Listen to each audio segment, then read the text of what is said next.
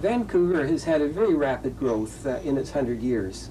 And most people in the city believe that the city is going to naturally grow into the future.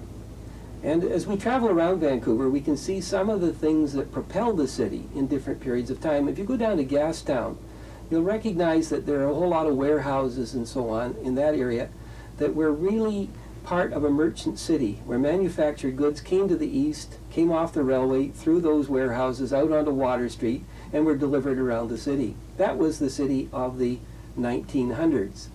In the 1920s was a period of very rapid port expansion as our raw materials of forests and mines and so forth, and grain from the Canadian prairies, started to go to world markets.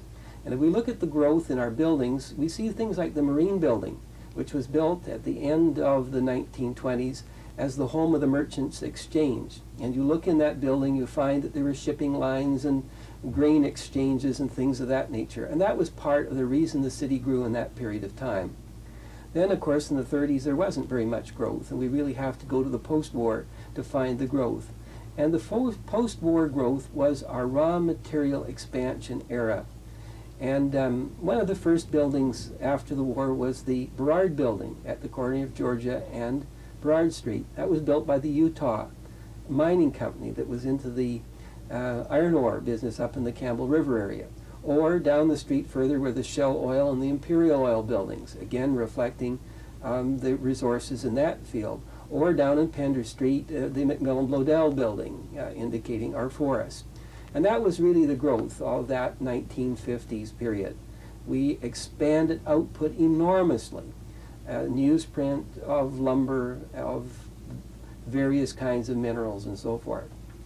Our growth in the 1970s, though, moved into a new era. And I see it as really threefold. One, we took a greater share of the management of Canadian economy and government. And we start to find buildings that are developed to house government offices and government corporations, for example. But we also see the rapid expansion of the banks. The Black Tower of whichever bank that is, but every major bank became one of the towers of Vancouver. And it was a measure of us becoming part and parcel of, I think, the management of Canada's public and private enterprise. And that takes us up until about 1980. And when we start to look in 1980, we see a new group of buildings showing up. And these, to me, are very, very interesting because they are the products of our intelligence resources rather than our natural resources. And I look at things like the Swan Wooster Building on Georgia Street, or the Sandwell Building, which is being developed up towards the Granville Street Bridge. And if you look at those and you ask yourselves, what do these people do? Well, they use their intelligence to create services that they can sell to people in British Columbia and abroad. A new class of industry, if you like.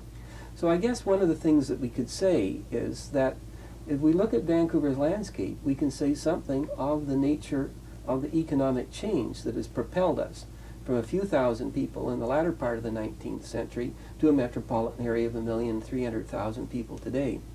The question that I pose to many people is, what is going to be the future? Where are we going to go down the road? Because that is the one that will say something about our destiny.